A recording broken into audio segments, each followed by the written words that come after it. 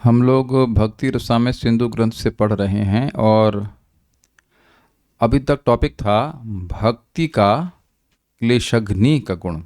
क्लेशों को नाश करने वाले गुण के बारे में चर्चा हुई थी। दूसरा भक्ति का लक्षण है शुभधा। शुभधा मतलब धाने दा, शुभ देने वाली। तो उस पर हम लोग अब चर्चा करेंगे। शुभदत्वम, भक्ति का शुभ कल्याण देने का गुण बोल रहे हैं।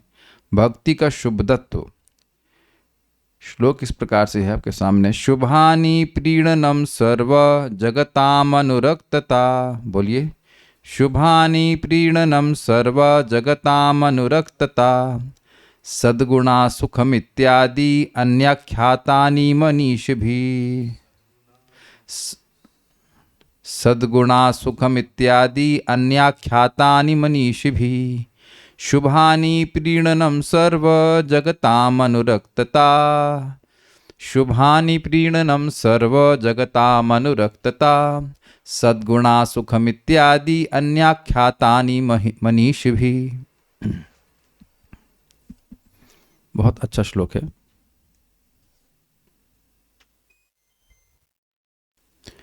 मनीषीगण शुभ शब्द से भक्तगण के द्वारा समस्त जगत की प्रियता का विधान करना, समस्त जगत का भक्त के प्रति अनुरक्त होना, समस्त सद्गुण समूह सुख आदि को कहते हैं। आगे आ सकते हैं, आगे जाइए, कोई दिक्कत नहीं।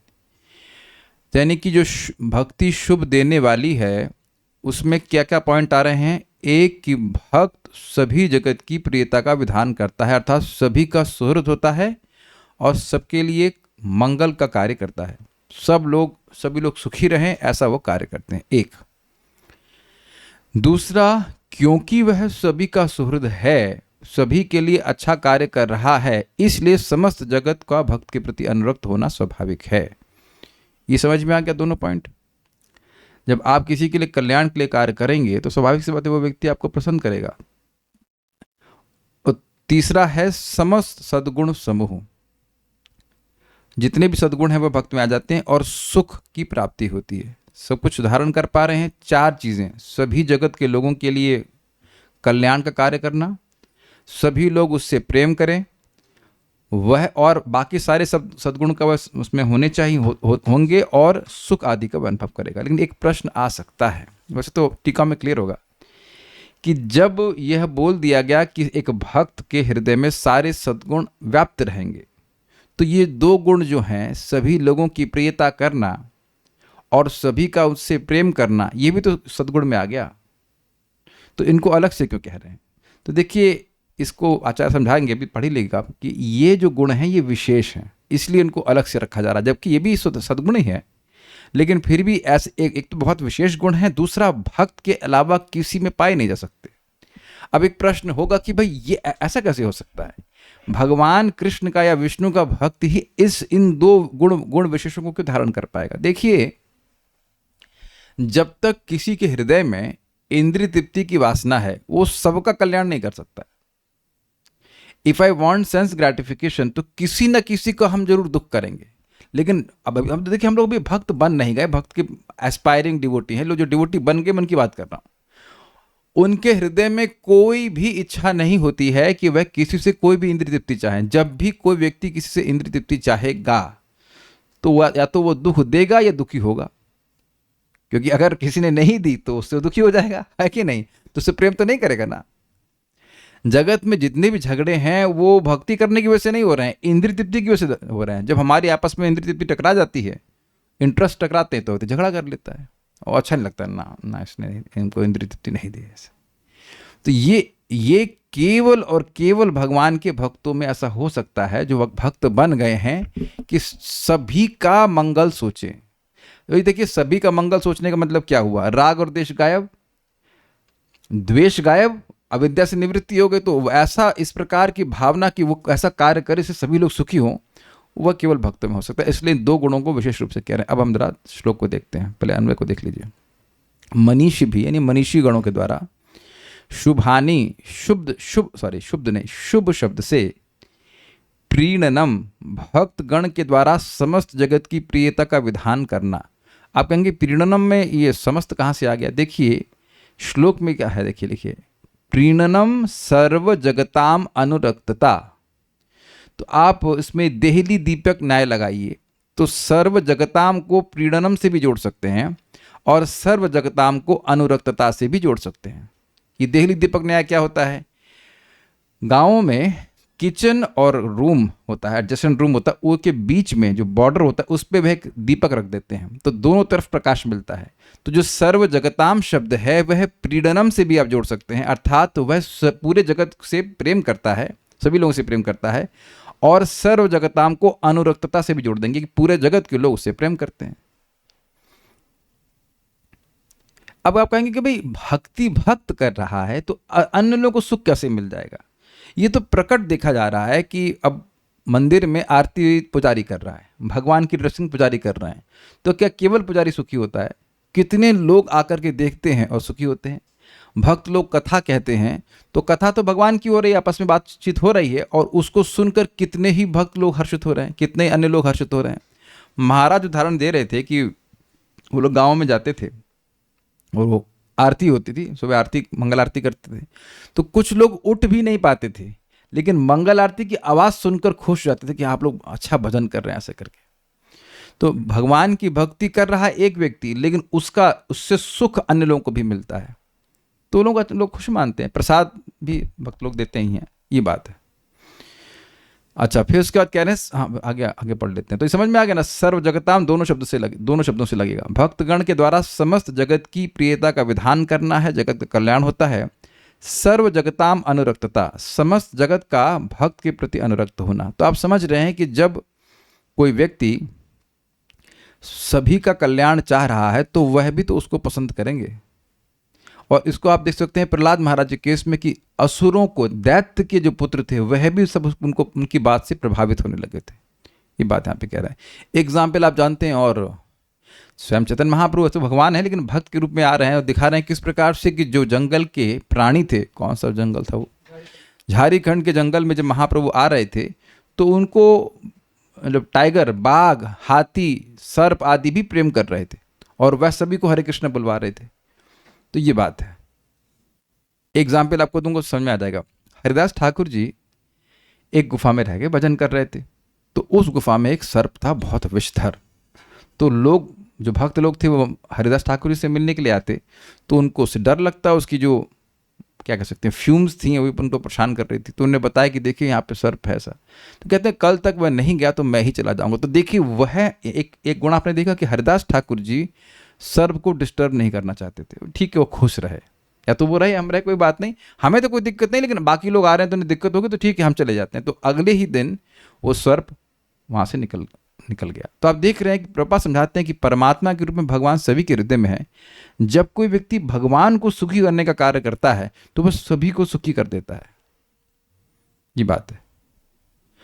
लेकिन अब एक प्रश्न आप लोगों के मन में नहीं आ रहा है कि प्रहलाद महाराज तो भगवान को प्रसन्न कर रहे थे, तो हिरण्यकशिपु क्यों नहीं प्रसन्न हुआ? क्या उत्तर है इसका?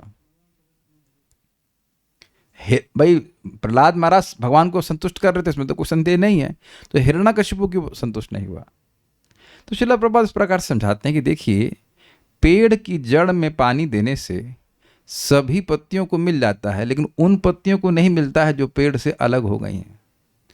तो भगवान से कोई द्रोह कर रहा है तब तो वो भक्त से प्रसन्न नहीं होगा ना। लेकिन अपनी तरफ से भक्त सभी किसी से भी द्रोह नहीं करता। जैसे कि स्वयं जब भगवान ने प्रहलाद महाराज को बोला कि आप हमसे कुछ वरदान मांगिए, तो उन्होंने कहा कि मेरे पिताजी ने आपके प्रति बहुत अपराध किया है, आपके भक्त मेरे प्रति अपराध किया है, मैं चाहता हूं कि उनकी मुक्ति हो जाए। तो अब देख रहे हैं कि उनके मन में कोई द्रोह नहीं था। देखिए, इस जगत के लोग, कोई भी व्यक्ति समझ सकता है कि सामने वाला मुझसे द्रोह कर रहा है कि नहीं। We can all sense it, everyone can sense it, कि कोई हमसे प्रेम कर रहा है कि हमसे द्रोह कर रहा है। तो अगर कोई व्यक्ति प्रेम कर रहा है तो स्वाभाविक ही बात है कि वह व्यक्ति भी उससे प्रेम करने लग जाएगा। इतनी बात है, जनरली ऐसा ही होता है। यहां पे बता रहे हैं इस प्रकार से। यद्यपि आप दूसरे वाली लाइन से शायद कन्विंस ना हो कि भाई सभी लोग भक्त से कैसे अनुरक्त होते हैं, लेकिन पहली वाली लाइन से तो कन्विंस्ड है ना कि भक्त सभी से प्रेम करता है, क्योंकि वह उन्हें भगवान के अंश के रूप में देख पाता है, अपने को भी भगवान के अंश के रूप में देख पाता है और भगवान को भी देख पाता है। हम लोग जब भक्त बन जाएंगे तो ये गुण आने लग जाएंगे, अभी बनने में थोड़ा टाइम लगेगा, लेकिन ये है जगत के कल्याण के लिए केवल भगवान के भक्त ही सोच सकते हैं और कर सकते हैं।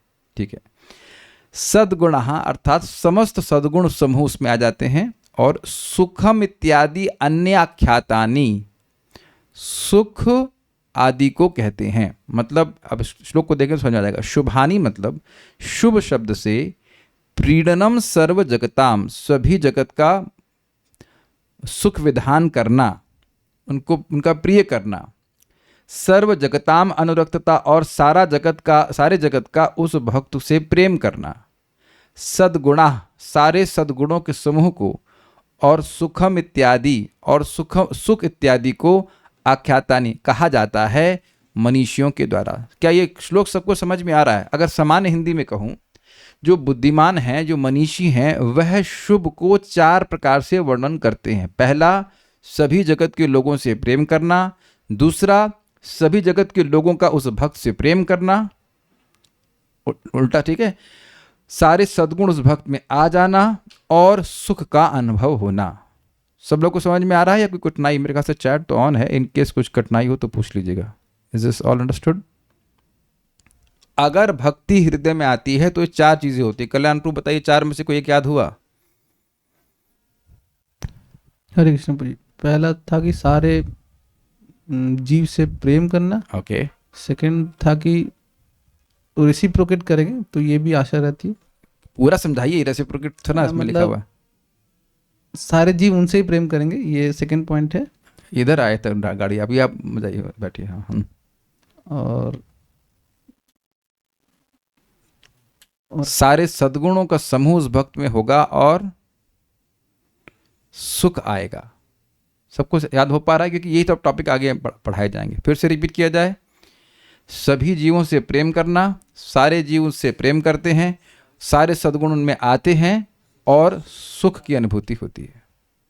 अब ये ध्यान रखिए कि भक्ति की जिस स्टेज पर हम हैं, जितने लेवल की भक्ति है, उसके अनुसार गुण आएंगे। इसलिए अश्रद्धा नहीं करना चाहिए कि हमारे अंदर तो गुण आए नहीं, तो अभी आपकी भक्ति बढ़ी कितनी है। जिस लेवल की भक्ति होगी उस प्रकार का व्यक्ति को शुभ अनुभव होगा। मैं फिर से इसलिए रिपीट कर रहा हूं क्योंकि क्लेशाग्नि में भी बात आई थी कि अविद्या का नाश भक्ति करती है। तो क्लेशाग्नि जो है वो साधना भक्ति का भी गुण है और भाव भक्ति का भी है और प्रेम भक्ति का भी है। तो अब भक्ति के किस स्टेज पर है उस पर निर्भर करता है कि व्यक्ति कितना क्लेश उसके हटे हैं। भाव भक्ति के स्तर पर क्लेश पूरी तरह समाप्त हो जाएंगे। तो उसी प्रकार से आप जानते हो श्रद्धा, साधु संग इत्यादि इत्यादि। तो अब ये जो क्रम के विकास है, भक्ति के जिस स्टेज पर होंगे हम, उस स्टेज पे आपको ये देखेंगे कि गुण हमारे हृदय में आ गए। बस ये परेशान नहीं होना चाहिए। यह तो आप नहीं कह सकते कि कोई भी गुण आप में नहीं आया। भाई सुबह उठने लग गए बहुत से भक्त लोग, डिसिप्लिन्ड हैं, मांस आदि अगर किसी कोई खाता रहा होगा तो छोड़ दिया, शराब नहीं पीते हैं, बहुत सारी चीज़ें जो कलयुग में एकदम नॉर्मल मानी जाती हैं। आप बाहर जाइए, किसी को बोलिए कि मांस खाना पाप है, कौन मानेगा? कौन मानेगा बताइए? किसी वोट लेके आइए कि कोई वो ऐसे इलेक्शन में खड़ा होकर हम मांस खाना रुकवा देंगे, तो एक वोट नहीं मिलेगा उसको, शायद एक भी वोट ना मिले कलयुग में। नोबडी विल एक्सेप्ट ना। तो आप देख सकते हैं कि ये धर्म का ज्ञान, धर्म का बोध और धर्म पे चलने का कुछ सिस्टम है। और बाकी सारी चीज़ों का तो फिर कहना क्या। प्रभुपाद तो कहते हैं वहाँ पे अमेरिका में शराब पाप होता है, इसलिए लोग थोड़ा पानी लाओ लोग बियर भी पीते हैं, शराब पीते हैं, जस्ट नॉर्मल। तो वहाँ पे कैसे लोगों को रोक पाएंगे? तो लोग अपने आप सब चीज़ें छोड़ देते हैं, भक्ति आती है तो। क्या बताया जा रहा है कि सुख की अनुभूति दोनों को होगी? क्या बताया जा रहा है कि सुख की अनुभूति दोनों को होगी? कौन दोनों? दूसरा कौन आया यहाँ पे? दूसरा का भक्त की बात हो रही, दूसरा कहाँ से आ गया कोई? सुखम इत्यादि मीन्स ये एक्सेट्रा, मतलब ये 4 चीजें ये सब शुभ में कही जाती हैं। दूसरे,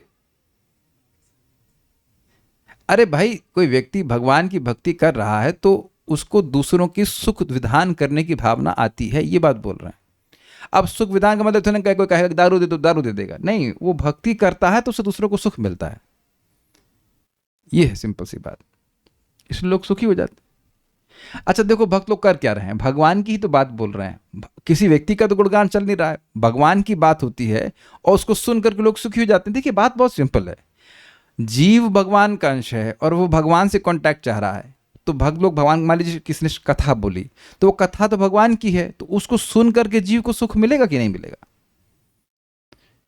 सिंपल सी बात है। तो वो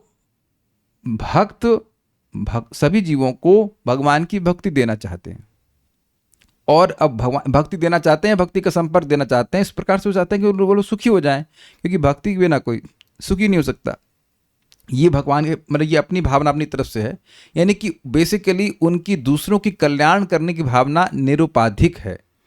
ये नहीं कि अरे ये मेरा भाई है, ये मेरा चाचा है, तब मैं उसको कुछ सहायता करूंगा, ऐसा बात भक्तों में नहीं आती है। जिसके हृदय में भक्ति आती है वह निरुपाधिक रूप से हेल्प करने का प्रयास करता है, क्या समझते हुए कि भाई कोई भी जीवात्मा मेरे सामने है तो भगवान का अंश, मुझे मदद करनी चाहिए, ताकि वो, क्योंकि भगवान से कनेक्ट करने के लिए। अच्छा ये बताइए कि आप में से किसी में ये कुछ भी नहीं आया है कि बिल्कुल आपके मन में कुछ आता ही नहीं इस तरह की भावना? ऐसा तो आप नहीं कह सकते ना, एकदम नहीं आता है कि आप किसी को कुछ भी भगवान के बारे में मत बताइए, या केवल अपने बस वो चाची ताई मम्मी चाची उन सभी सबको बताएंगे। कितने लोगों के मन में ऐसी भावना आती है? अगर कोई आपसे भगवान के बारे में सुनना चाहेगा तो उसकी जाति पूछेंगे आप लोग, गुप्ता है कि पांडे है कि क्या है, बताइए, उपाधि देख करके, यहाँ उसका आधार कार्ड चेक करेंगे, उसका रेज्यूमे देखेंगे।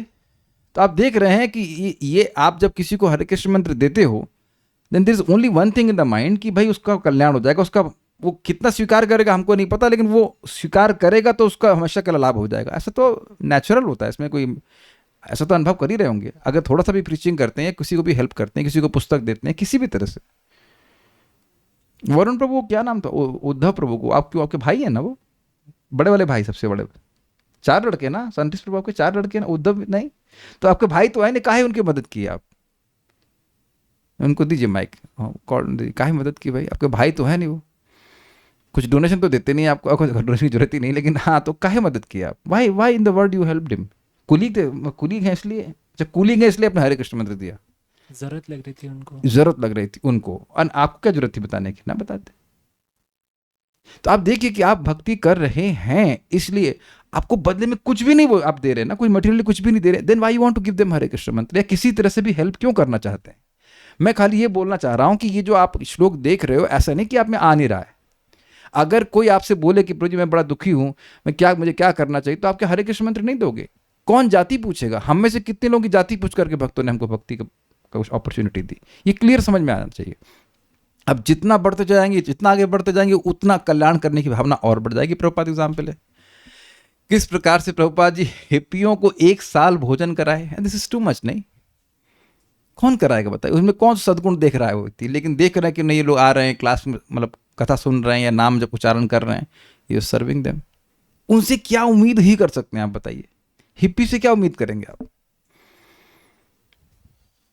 जो उम्मीद की व्हाट यू कैन एक्सपेक्ट।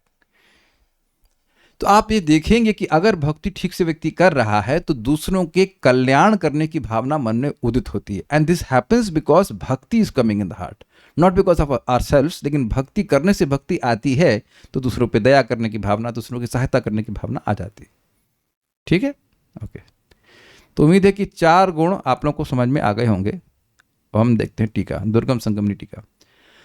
भक्त जगत के समस्त वस्तुओं के प्रति प्रीति करेगा, समस्त जगत भी उसमें अनुरक्त होंगे।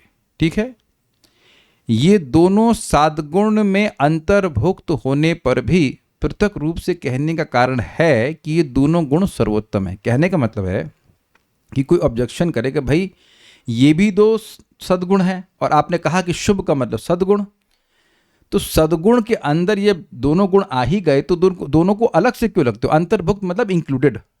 ये दोनों सद्गुणों में इंक्लूडेड होने पर भी पृथक रूप से कहने का कारण है कि ये दोनों गुण सर्वोत्तम है। ये इतने अच्छे गुण हैं कि इनको अलग से कहा जा रहा है।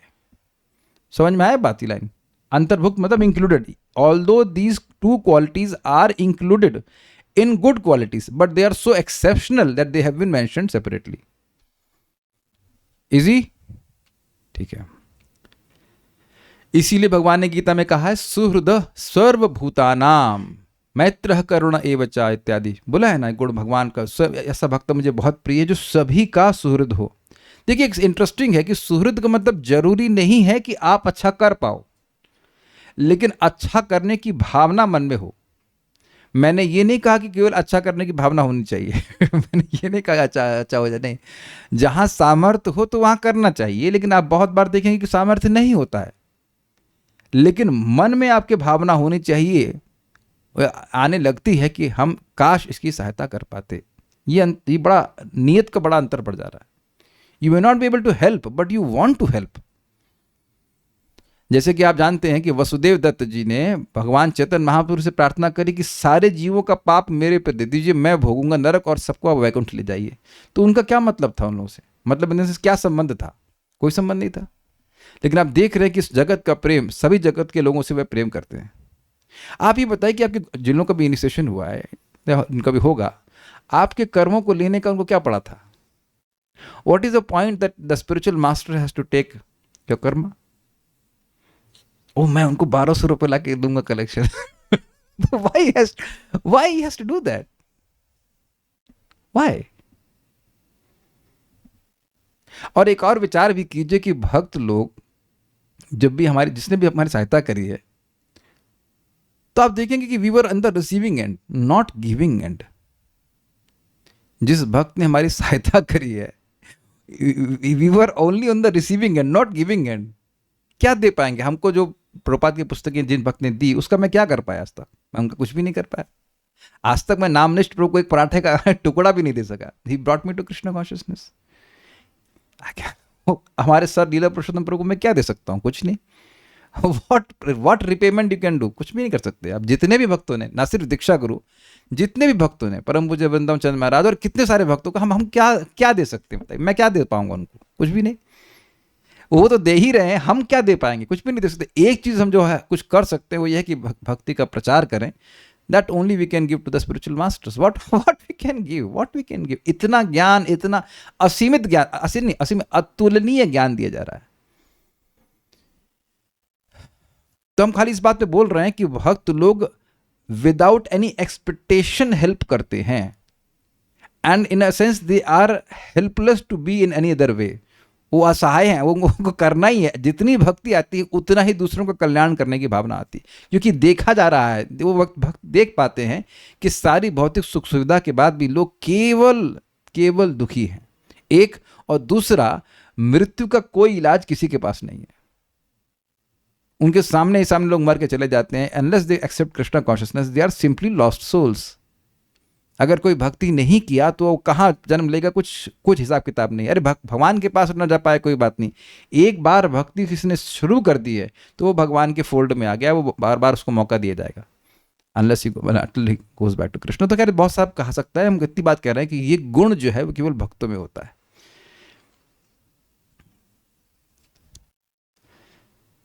साथ ही ये दोनों यद्यपि सद्गुणों में अंतर्भुक्त हैं, मतलब इंक्लूडेड हैं, तथापि भक्त में ही ये संभव हैं, अन्यत्र ये सद्गुण देखने में नहीं आते। इसको समझिए। इसको 11वें स्कंद में कहा गया है कि देखिए, देवता जो हैं वो प्रायः लोगों के सुख के लिए कार्य करते हैं, लेकिन कभी कभी दुख भी देते हैं।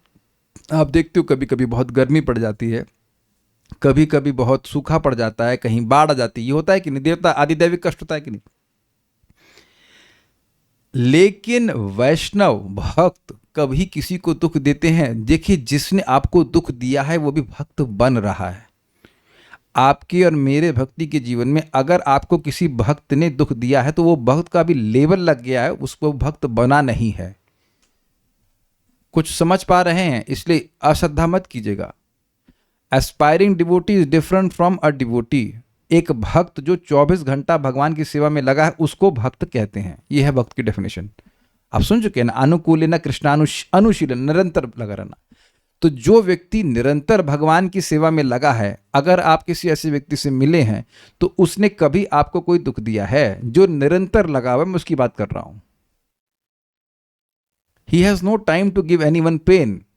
भक्ति करने से किसी को दुख नहीं होता है। सब लोग स्वीकार ही करते जा रहे हैं, कोई विरोध नहीं हो रहा है। अगर भक्त ना हो और उनसे अनजाने में कुछ हो गया हो तो हमारे प्रति, अरे वो बात ही नहीं हो रही है, कौन है आप, हमको तो दुख दे दिया आपने बहुत ज़्यादा। पहले टॉपिक सुन रहे हैं, टॉपिक क्या बात हो रही है, टॉपिक हो रही कि भक्त किसी को दुख नहीं देते। अभी आप भक्त बन रहे हो ना, इसीलिए हमको दुख दे रहे हो। कोई बात नहीं, आई टॉलरेट इट। एक तो वीडियो ऑफ किया और फर्जी प्रश्न। अभी हम अभक्तों की बात नहीं कर रहे। अभक्त अगर सुख दे दे तो आश्चर्य करो, वो तो दुखी देने के लिए है। परम पूज्य राधा गोविंद महाराज कहते हैं कि ये जो रिश्तेदार अपने आसपास लोग इकट्ठा कर लेते हैं वो सुख देने के लिए नहीं है कोई।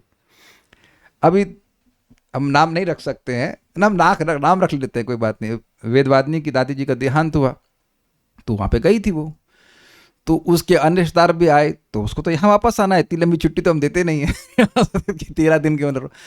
तो वो बोले अरे तुम जा रही हो, काम कौन करेगा। तो उनको उससे कोई मतलब नहीं है कि यहाँ मृत्यु हुई है, कुछ लोग दुख में हैं, उनको ये है कि भाई 13 दिन तक चाय कौन पिलाएगा। यही ना, और जो भी सेवा करते हो, पकौड़े कुछ भी। अब बाद में बता रही थी विद्वान कि वो लोग अपना जोमेटो से ऑर्डर कर रहे हैं, कोई मतलब नहीं है कि क्या होना। This is very amazing. नहीं, हमने देखा है कि हमारे घर में भक्त आते हैं, तुरंत हमारे मदन मोहन प्रभु आए, माता जी भी थे, तुरंत नहीं प्रभु जी आप अकेले कैसे करेंगे, हम लोग मिलकर कुछ भोजन बना देते हैं। How devotees are so cautious कि हमें हमारी वजह से किसी को कष्ट नहीं होना चाहिए। तो जो भी भक्त भक्ति कर रहे हैं उनमें ये गुण आ ही जाता है कि वे किसी को कष्ट नहीं देना चाहते। हम बात कर रहे थे देवताओं की, तो देवता जो है वो प्राय सुख देते हैं, लेकिन कभी कभी दुख भी देते हैं। और उसके अलावा भी जो वो सुख दे रहे हैं वो आपके कर्म के सेक्रेटरी बनकर दे रहे हैं। देवा कर्म सचिव, देवता लोग हमारे कर्म के सचिव हैं, सेक्रेटरी हैं। जितना कर्म है उसके अनुसार ही वो देते, उससे अधिक कुछ नहीं देते। लेकिन जब किसी भी भक्त ने हमको हरे कृष्ण मंत्र दिया है या भगवान के बारे में बताया है तो वह हमको भक्ति दे रहे हैं। भक्ति कर्म के कंट्रोल में नहीं है, कर्मों के अनुसार नहीं होते कि भाई इसने कोई कर्म किया है तो उसको हरे कृष्ण मंत्र दो, इत्यादि इत्यादि। I hope you are getting the point. तो ये बात मैं जो पॉइंट ये है कि भक्त के बिना, भक्त हुए बिना ऐसा गुण आ ही नहीं सकता कि वह सभी के कल्याण के बारे में सोचे। कुछ समझ में आ रहा है ना बात। आप बताओ कि प्रहलाद महाराज ने आज तक कभी कहीं रिकॉर्ड आपने सुना हो कि किसी को दुख दिया हो? कभी नहीं। दुख व्यक्ति तभी देगा जब उसकी इंद्रिय तृप्ति की इच्छा होगी। आप नोट कर लीजिए, only when we want sense gratification we give trouble to others. आप कभी भी देख लेना, अन्यथा हम दुख दे ही नहीं सकते। अब कोई भक्त जब कर रहा हो और बेवकूफ़ आदमी को उससे दुखी हो जाए वो एक अलग बात है, कोई अभक्त हो, बट वह अपनी तरफ से कोई दुख नहीं दे रहा है। ठीक है, भक्ति का यह स्वरूप है, इसलिए भक्त प्रकरण में पृथक उल्लेख किया गया है। बेसिकली पॉइंट यह है कि भक्ति का स्वरूप ही है कि जिसके हृदय में भक्ति आ जाती है वह दूसरों के कल्याण के लिए ही कार्य करता है। ये बात है। श्रीमद् भागवत के 4.9.47 में उक्त है, यस्य प्रसन्नो भगवान गुणैर्मैत्रादिभिर हरिः तस्मै नमन्ति भूतानि निम्नमापः इव स्वयं। बहुत सुंदर श्लोक है। जिस प्रकार जल स्वयं ही नीचे की ओर बहने लगता है, उसी प्रकार मैत्री आदि गुणों के कारण जिस पर श्री भगवान प्रसन्न हो जाते हैं उसके आगे सभी जीव झुक जाते हैं। इसका क्या मतलब है? ये श्लोक कहाँ से लिया गया? देखिए, 4 स्कंद में ध्रुव महाराज की कथा है। तो ध्रुव महाराज की सौतेली माँ ने उसको धिक्कारा था कि तुम बच्चा हो, तुम जानते नहीं कि तुमने मेरे गर्भ से जन्म नहीं लिया है और इस कारण से तुम अपने पिता के गोद में बैठने के अधिकारी नहीं हो। कथा सब जानते हैं। और इस कारण से ध्रुव महाराज क्रोधित होकर जंगल में फिर चले गए, सब कुछ हुआ। तो जब वो भगवान का दर्शन कर लिए और फिर जब वो वापस आए तब उनकी माँ, वही सौतेली माँ, ध्रुव महाराज को आशीर्वाद दे रही थी, उनको अपने गले से लगा रही थी, प्रेम कर रही थी।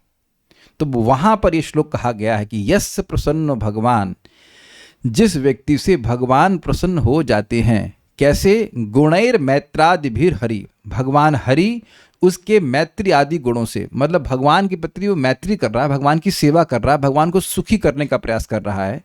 तो तस्मै नमन्ति भूतानि, उसको सभी जीव नमन करते हैं, उससे प्रेम करते हैं। कैसे? जैसे निम्न निम्नम आपह इव स्वयं। आप मतलब जल, जैसे जल स्वयं ही नीचे की ओर बहता है। तो आप समझ रहे हैं जल का नीचे बहने का स्वभाव है कि नहीं। तो उस अर्थ में कह रहे हैं कि जब कोई भगवान से प्रेम करता है तो अन्य लोग स्वाभाविक रूप से उससे प्रेम करने लगते। महाराज समझा रहे थे कि कभी कभी तो ऐसा भी होता है कि बस रुकवा करके लोग माला पहनाने लगते हैं, इतना प्रेम करने लगते हैं। तो अब अगर कोई कहे कि हमें तो हमारे घर वाले भी प्रेम नहीं कर रहे हैं, तो अभी भक्ति बढ़ाइए। ऐसा नहीं है कि भक्ति जैसे जैसे बढ़ती जाएगी वैसे वैसे आप अनुभव करेंगे इस बात को। ठीक है, ये बात है।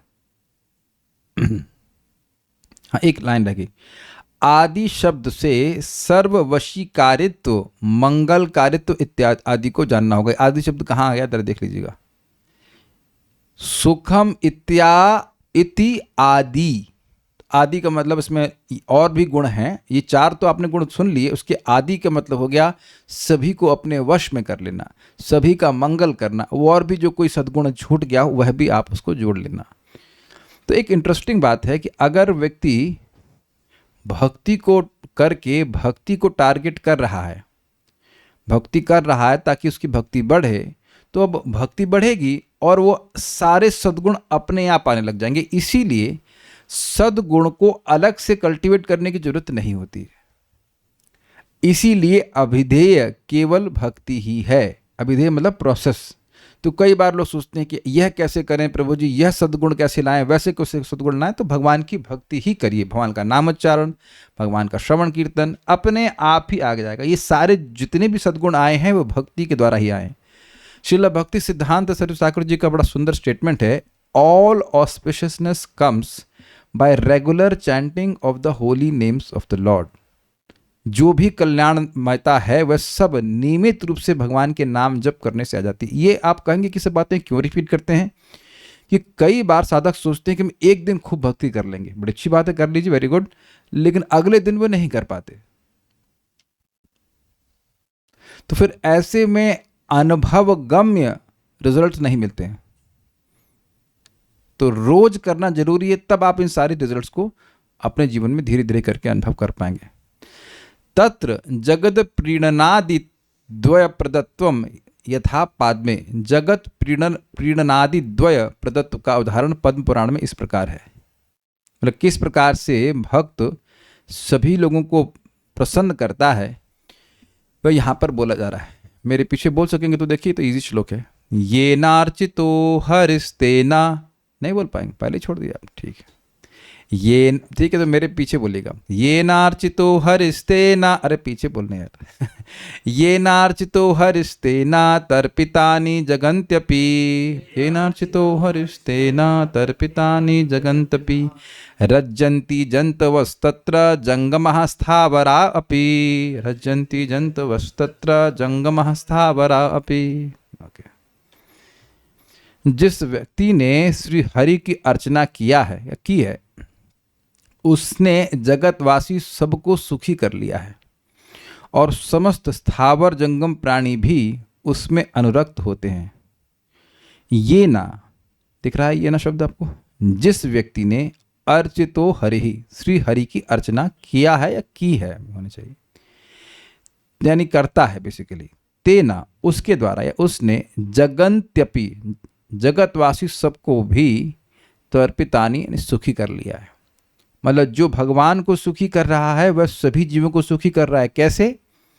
जैसे पेड़ की जड़ में पानी देने से सारी पत्तियों को मिलता है, या जैसे पेट में भोजन देने से सभी अंगों को मिल जाता है। जंगमः स्थावरः जंतु अपि, और समस्त स्थावर जंगम प्राणी भी, स्थावर जंगम समस्त जंगम मतलब चलने वाले, स्थावर मतलब स्थिर, तत्र रज्जन्ति उसमें अनुरक्त होते हैं। अब उसका लॉजिक ये है कि देखिए, कोई भी व्यक्ति भगवान की इच्छा के बिना कुछ नहीं कर सकता, चाहे वो स्थावर हो चाहे जंगम, ठीक है।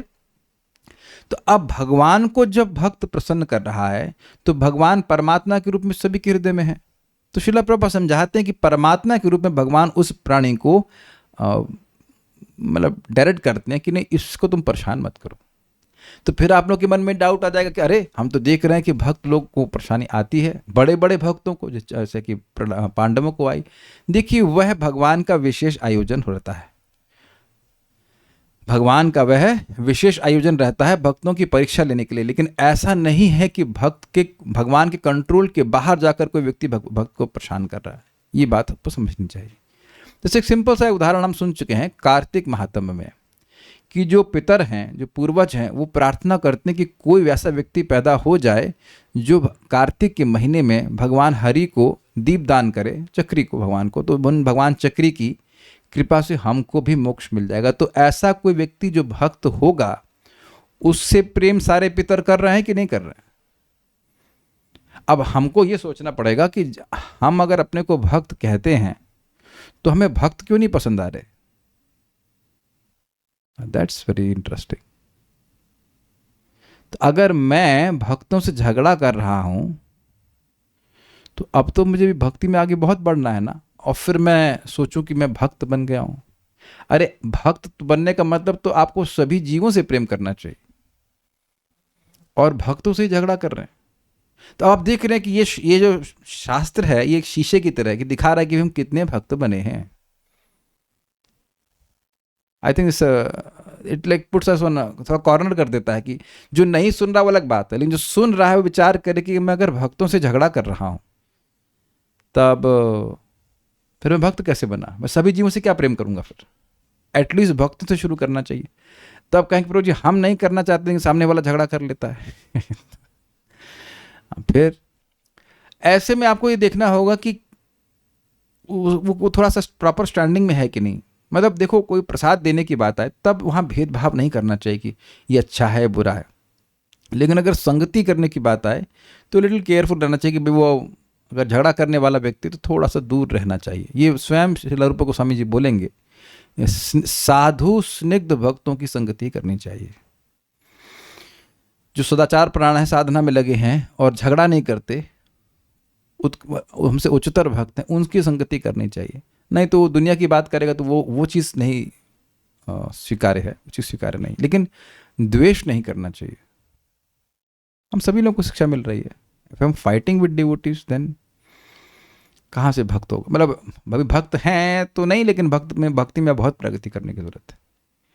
ये ना अर्चितो हरिस, जिसके द्वारा भगवान हरि की अर्चना होती है, तेन तर्पितानि जगंतपि, उसके द्वारा जगत के सभी लोग तर्पित हो जाते। तर्पित मतलब संतुष्ट हो जाते हैं।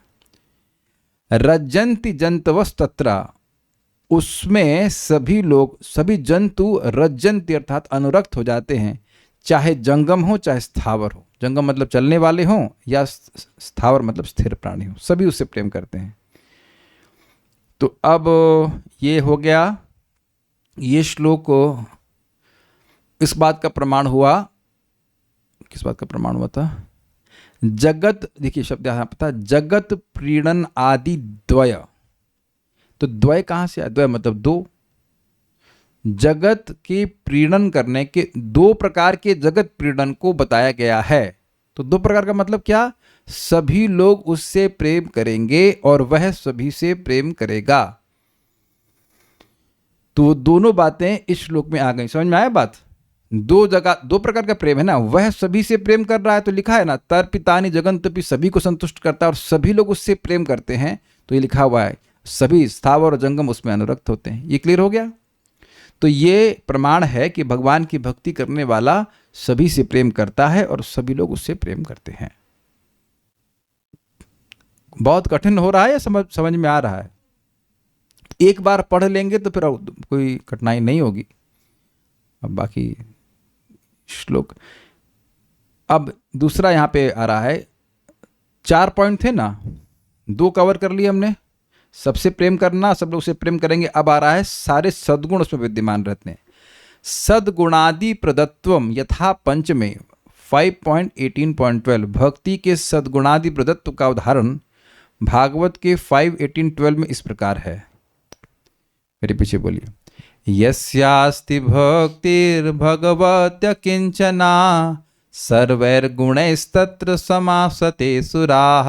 यस्यास्ति भक्तिर्भगवती यकिंचना सर्वैर्गुणैस्तत्र समासते सुरा। हराव भक्तस्य कुतो महद्गुणा मनोरथेना सति धावतो बहिः। हराव भक्तस्य कुतो महद्गुणा मनोरथेना सति धावतो बहि। जिस व्यक्ति की भगवान में अकिंचना भक्ति, अकिंचना मतलब उत्तमा भक्ति, निष्किंचन भक्ति, निर्गुण भक्ति, जो भी कह लीजिए, उसके हृदय में देवतागण समस्त सद्गुणों के साथ सदा निवास करते हैं। किंतु जो भगवान का भक्त नहीं है उसमें महापुरुषों के वे गुण भला कहाँ से आ सकते हैं? मतलब नहीं आ सकते। वह तो तरह तरह के संकल्प करके निरंतर तुच्छ बाहरी विषयों की ओर ही दौड़ता रहता है। देखिए, इससे एक बात तो समझ लेना चाहिए कि अभी अगर हमारा चित्त इस प्रकार से बाहरी विषयों की ओर दौड़ रहा है तो अभी हमको बहुत प्रगति करने की जरूरत है। यस्यास्ति भक्तिर भगवती अकिंचना। यस मतलब जिसकी, अस्ति मतलब है, भक्ति किसमें? भगवती और अकिंचना। जिस व्यक्ति की भगवान में अकिंचना भक्ति है, अकिंचना मतलब वह कुछ और नहीं चाहता है, तत्र उसके हृदय में सुराह यानी देवतागण, सुरा शब्द यहाँ पे बहुवचन में, सारे देवतागण, सर्वैर गुणै समस्त सद्गुणों के साथ समासते सदा निवास करते हैं। यानी कि देवता अपने सारे सद्गुणों के संग उस भक्त के हृदय में निवास करते हैं। हराव अभक्तस्य, किंतु जो भगवान हरि का भक्त नहीं है, हराव अभक्तस्य कुतो महत् गुणा, उसमें महापुरुषों की वे गुण भला कहाँ से आ सकते हैं? एक और भी इसका अनुवाद किया गया कि उसमें कितने भी महान गुण हों लेकिन वो गुण हैं कहाँ?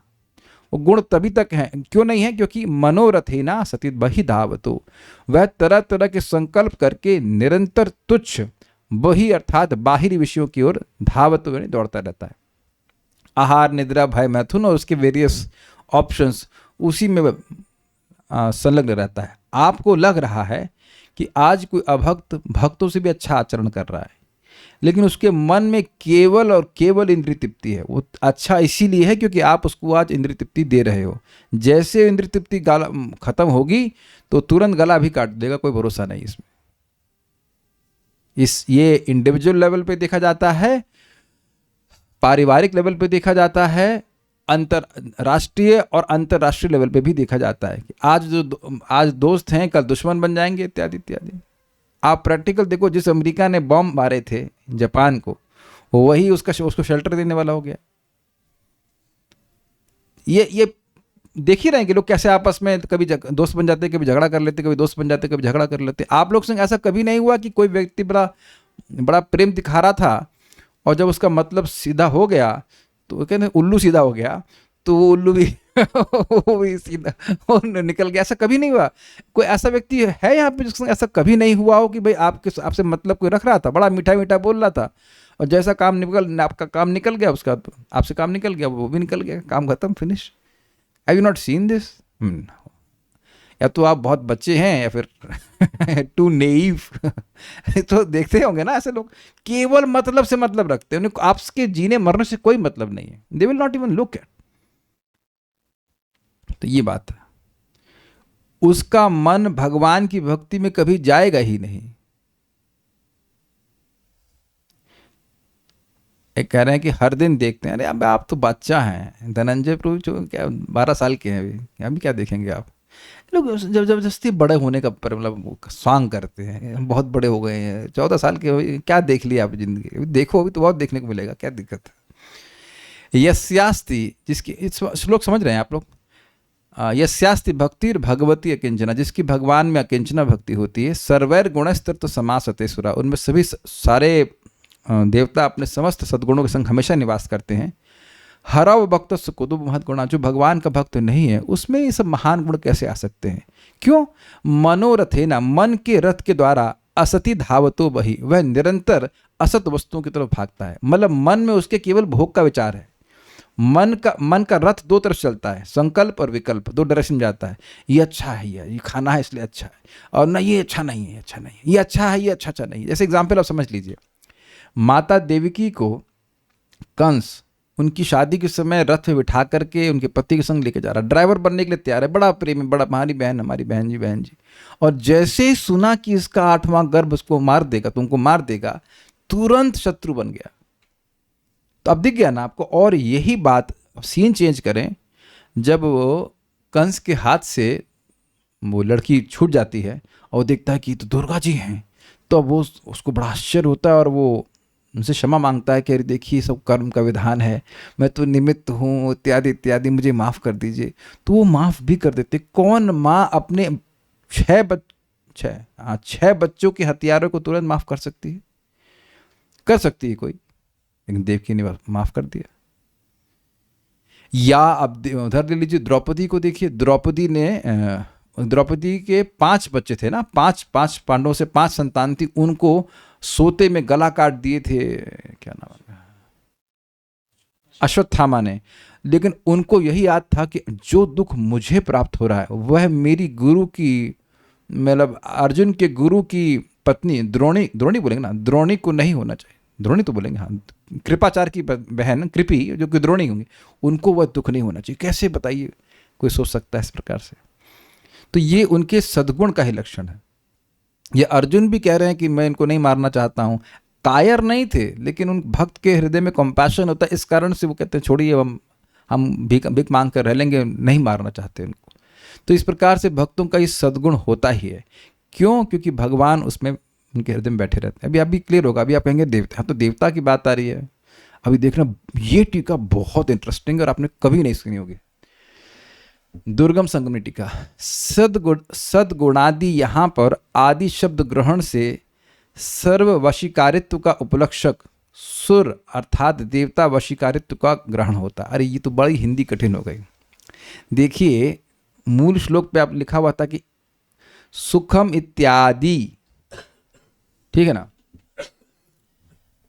तो सद्गुण तो उसमें आ गया भाई, सारे सद्गुण निवास करते हैं, लेकिन वहां पर आदि जो शब्द था उसमें एक आपने सुना था, आदि मतलब सभी को अपने वश में कर लेना। तो भक्त भगवान की भक्ति कर रहा है तो उसके हृदय में सारे देवता अपने सद्गुणों के संग हमेशा रहते हैं, तो सारे देवता उसके सारे देवता उसके वश में आ गए कि नहीं आ गए? तो यह बात भी श्लोक में दिख रही है। ये कहते हैं, बस बेसिकली कह रहे हैं कि सद्गुण तो आ ही जाते हैं, लेकिन सारे देवता भी उसके द्वारा वशीभूत हो जाते हैं। यह आदि शब्द से ग्रहण करेंगे। आदि शब्द इस श्लोक में नहीं आया है। आदि शब्द आया है उसमें जो हमने मूल श्लोक सुना था कि शुभ में सद्गुण सुख इत्यादि भी आएगा। तो उसमें जो आदि शब्द आता है उससे बोल रहे हैं कि ना सिर्फ गुण आ रहे हैं, बल्कि वो जो आदि से इंगित हो रहा था कि सभी को अपने वश में कर लेता, तो सारे देवताओं को वश करने का गुण, सारे देवताओं को वश में करने का गुण भी इस श्लोक से सूचित हो रहा है। मुझे थोड़ा रुकना पड़ेगा यहाँ पे। रुकना मतलब क्लास नहीं रुक रही, खत्म हो रही है। पूछ रहा हूँ, ये समझ में आई बात? अभी नहीं समझ में आई होगी, रुकिए। ये देखिए श्लोक, सुखम इत्यादि लिखा है ना यहाँ पे, आदि। तो आदि से क्या ग्रहण किया गया था?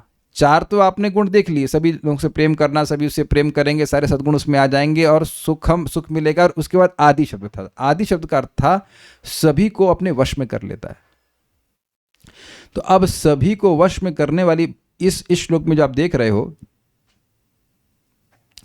इसमें भी देखिए शब्द सद्गुणादि प्रदत्वम। तो यह चीज, ये जो शब्द लिखा है सद्गुणादि प्रदत्वम यथा पंचमे, ये शिला रूप गोस्वामी जी लिखे हैं। तो इसमें सद्गुण प्लस आदि लिखा हुआ, तो सद्गुण तो इसमें आ रहा है ना, जिसमें भगवान की भक्ति होती है, सारे सद्गुण उसमें आ जाते हैं।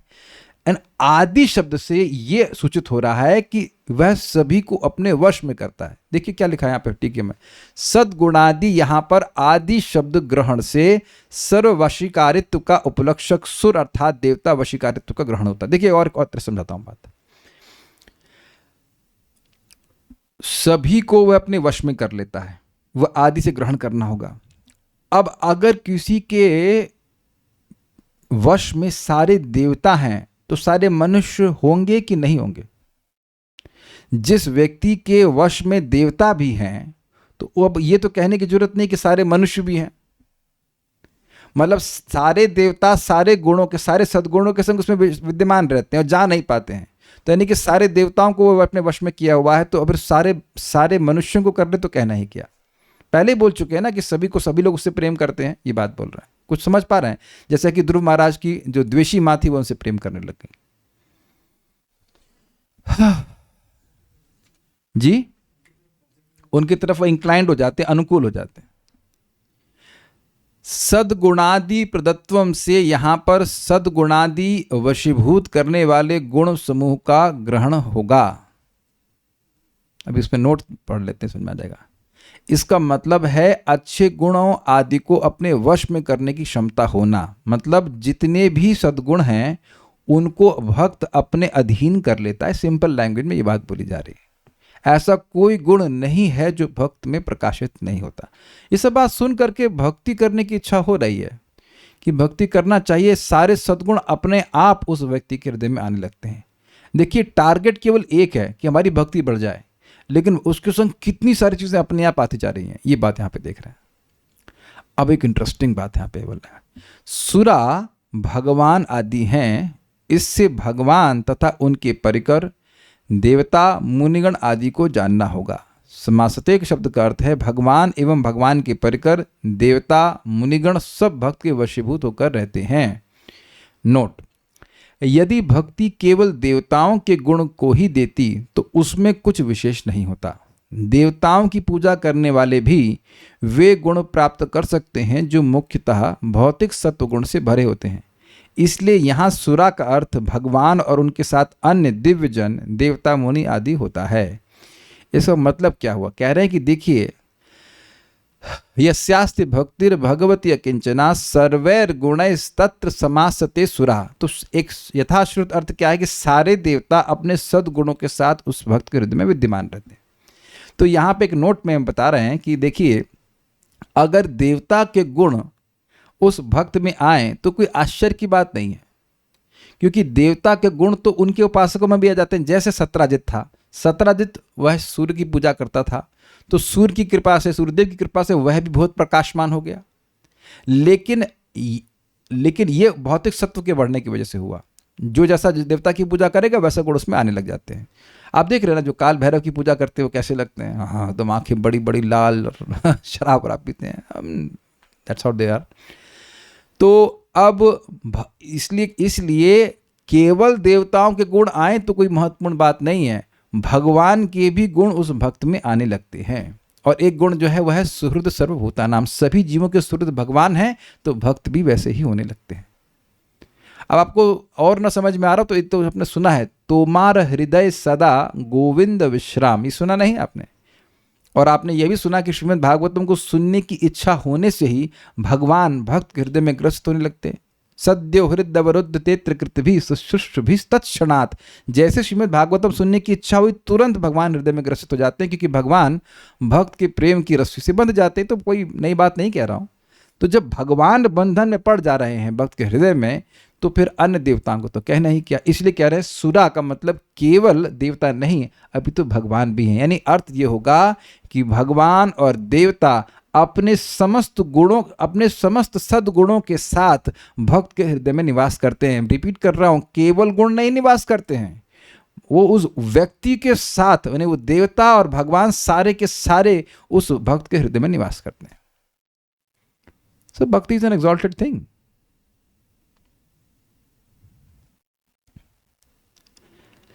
भक्ति सार प्रदर्शनी, इंद्रियों में रहने वाले गुणों के साथ, न कि दोषों के साथ, सुरा अर्थात इंद्रियों के अधिष्ठात्री देवतागण भक्त में वशीभूत होकर रहते हैं। कहने का मतलब है कि इंद्रियों की जो वृत्ति है भोगों में जाने की, वो भी तो देवता कंट्रोल कर रहे हैं। तो वो उस गुण के संग नहीं आ रहे हैं, केवल इंद्रियां तो उसकी भगवान की तरफ ही जा रही हैं। तो कह रहे हैं कि देवता अपने सद्गुणों के साथ ही उसकी इंद्रियों में निवास करते हैं, ये बात कहते हैं। ठीक है। मनोरथ से असत विषयों में दौड़ने वाले अभक्त का महत् गुण अर्थात उसकी इंद्रियों का निर्दोष गुण कहां से होगा? मनोरथ से असत विषयों में दौड़ने वाले अभक्त का महत् गुण अर्थात उसकी इंद्रियों का निर्दोष गुण कहां से होगा? कह रहे हैं कि हराव अभक्तस्य कुतो महत् गुणा मनोरथेना सति धावतो वही। कह रहे हैं कि जो व्यक्ति अभक्त है, भगवान का भक्त नहीं है, तो जब अब भगवान का भक्त नहीं है तो क्या उसकी इंद्रियां भगवान की तरफ जाएंगी? कभी नहीं जाएंगी। तो उसकी इंद्रियां तो हमेशा भौतिक विषयों में ही जाएंगी। तो जब तुम्हारी इंद्रियां हमेशा भौतिक विषयों में ही जाएंगी तो तुम्हारी इंद्रियों में महान गुण कैसे उत्पन्न हो सकता है? देखिए, जब इंद्रियों का संपर्क भगवान से होता है तो इंद्रियां पवित्र होती हैं, इंद्रियों की जो कैपेसिटी वो बढ़ती है। भोग में ही इंद्रिय जाएंगी तो उनमें वो गुण कैसे उत्पन्न होगा? ये बात बोल रहे हैं। तो जो भगवान का भक्त नहीं है उसमें कोई सद्गुण उत्पन्न हो ही नहीं सकता है। ये बात यहाँ पे कह रहे हैं। ये बात इंपॉर्टेंट है क्योंकि रिवोल्यूशनरी सी बात है कि कभी कभी लगता है कि अभक्त तो बड़े सद्गुण वाले हैं, बड़े बुद्धि है, ये है, लेकिन उनकी स्थिति क्या है थोड़ा समझ लीजिए। प्रभुपाद समझाते हैं कि चील है भाई, चील उड़ती बहुत ऊंचा है, तो सद्गुण है कि नहीं? लेकिन उसकी दृष्टि कहाँ रहती है? कि नीचे ही दृष्टि रहती है कि मांस का टुकड़ा कहाँ पर पड़ा हुआ है ना? ये जितने बड़े बड़े साइंटिस्ट हैं वो भले ही बहुत ऊंचा उड़ें, बड़ी बड़ी बातें करें, लेकिन वो भगवान से विमुख हैं तो उनकी दृष्टि हमेशा इंद्रिय तृप्ति पे ही रहेगी। ये बात है। तो क्या महत्वपूर्ण आया? तो हमने आज सुना कि भक्ति शुभदा है, और शुभदा में 4 गुण आपने सुने। सभी से प्रेम करना, सभी को सुख देने की भावना, और सभी उससे भक्त से प्रेम करते हैं, और सारे सद्गुण उसमें विद्यमान रहते हैं। और सुख के बारे में आज नहीं सुना है, सुख के बारे में हम लोग भगवान ने चाहा तो कल सुनेंगे। सो विल स्टॉप हियर। कोई बातें समझ में आ रही हो? कुछ पूछना चाहते हैं? बोलिए। हरे कृष्ण प्रभु जी। प्रभु जैसे आपने बोले क्लेशग्नि और सुभदा, ये भाव भक्ति तक के लक्षण है। साधना नहीं, भक्ति, प्रेम भक्ति में भी क्लेशग्नि होता है। हाँ, प्रेम भक्ति में तक। तो फिर जैसे अभी क्लेशग्नि और सुभदा का कुछ फैक्टर्स हमारे जीवन में आ रहे हैं, यस। तो क्या हम उससे और आकांक्षा कर सकते हैं कि बस जितना प्राप्त करें उतने संतुष्ट में रह बने? आपका प्रश्न क्या है? प्रश्न ये है कि मतलब जितना आ रहे, मतलब आकांक्षा और करे कि ये भी आ देखिए, जाता है, ये एक भी आ बात जाता है। समझिए, आपका प्रश्न क्या है कि भक्ति करके मेरे क्लेश नष्ट हो जाए, ये एस्पिरेशन करनी चाहिए। देखिए, एक सिंपल सी बात है, साधना भक्ति मतलब मेरी भक्ति बढ़ जाए, वो सारी चीज़ें बाकी अपने आप आती हैं। मेरे क्लेश नष्ट हो जाएं तो ये साधना भक्ति नहीं है। मुझ में शुभ गुण आ जाएं तो यह भी साधना भक्ति नहीं है। साधना भक्ति मतलब जिसका लक्ष्य भाव भक्ति होता है। आप देख रहे हैं कि I am not angry on this point because it takes some time to understand what we are talking about. भक्ति करके उद्देश्य ये होना चाहिए कि मेरी भक्ति बढ़ जाए। भक्ति बढ़ेगी तो वो सब चीज़ें अपने आप आएंगी। जो चीज़ें अपने आप आ रही हैं उनके लिए कौन प्रयास करता है? कुछ समझ रहे हैं बात? जैसे आप भोजन करते हैं तो केवल भूख मिटाने के लिए भोजन करते हैं। हम भी तो कुछ प्रश्न कर रहे हैं, उत्तर दीजिए। यहाँ कितने लोग ऐसे हैं जो केवल भूख मिटाने के लिए भोजन करते हैं? और सभी लोग मतलब केवल जो है लोग बस जब जो भूख लगती तब कुछ खा लेते ना। तो आप देख रहे हैं कि आपका एक प्राइमरी फैक्टर है कुछ टेस्ट मिलना चाहिए। भूख तो है लग, लेकिन मेन है कुछ टेस्ट। कितने लोग बस अब केवल आज तो एकादशी, कल बस अब दाल उबाल लेंगे, उसमें से नमक डाल लेंगे, ऐसे हल्दी वल्दी भी कुछ नहीं, हल्का सा नमक भी नहीं, क्या जरूरत है नमक की, और बस पानी चावल से मिला के खा लेंगे कितने लोग। तो आप देख रहे हैं कि भक्ति व्यक्ति को करनी चाहिए भक्ति प्राप्त करने के लिए, उससे सबसे जल्दी रिजल्ट मिलते हैं। और बाकी जितने भी चीज़ें हो अपने आप आएंगी। भक्ति करेंगे तो भक्ति बढ़ जाएगी, कुछ और चाहेंगे तो भक्ति देर से बढ़ेगी। अब नहीं कहूँगा नहीं भक्ति नहीं बढ़ेगी, लेकिन भक्ति देर से बढ़ेगी। तो भक्ति करिए तो भक्ति प्राप्त होगी, बात है। और भक्ति आएगी तो अपने आप आ जाएगा। हरे कृष्णा प्रभु जी। प्रभु जी, एक गुण सुहृदय वाला जो आप बता रहे थे, तो कभी कभी ऐसा होता है कि भगवान की ऐसी कृपा होती है कि कोई मदद किसी को करना चाहते हैं, देखे भी और भगवान मदद करा लेते हैं।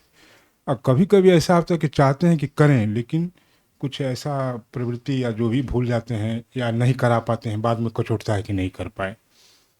हाँ, तो अच्छी बात है। अगर भाई ऐसा कितने लोग सोचते हैं, लोग सहायता ही नहीं करना चाहते हैं, और आपको अगर कचोट रहा है तो बड़ी अच्छी बात है ना।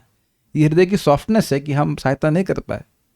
आप अपने चित्त को देखिए कि जब हम किसी की सहायता करने की भावना रखते हैं, मन में कितना you feel heart is expanding.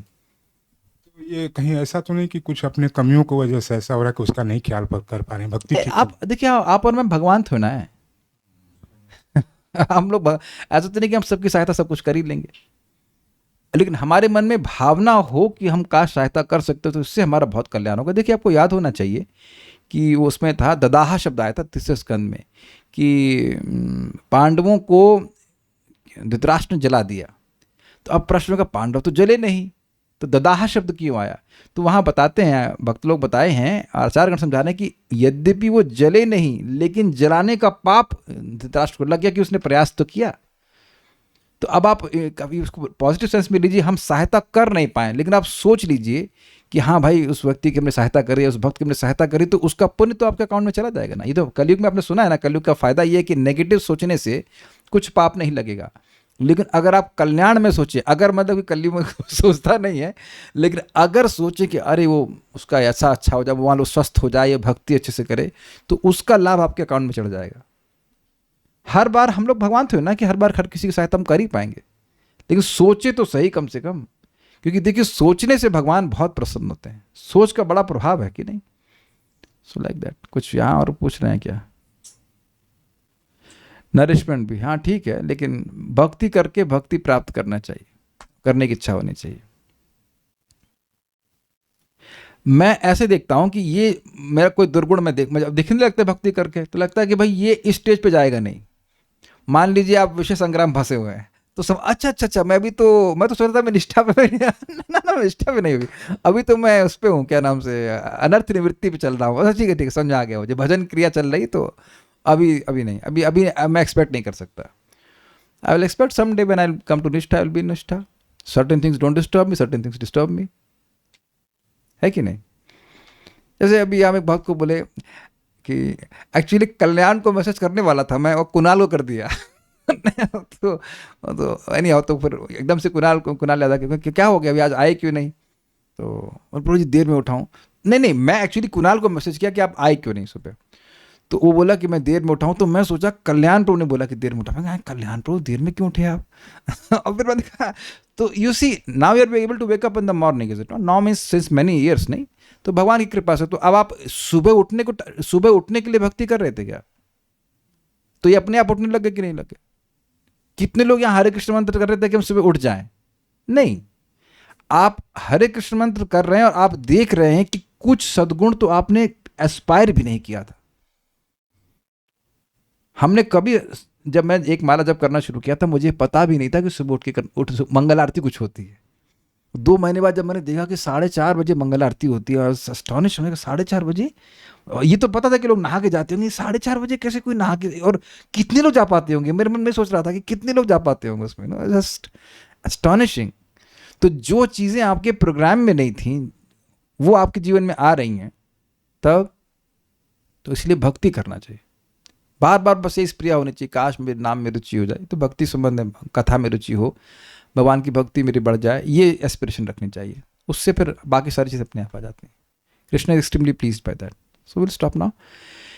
Shri Bhakti Rasamrita Sindhu की जय, श्रील प्रभुपाद की जय, निताय गौर प्रेमानंदे। Thank you.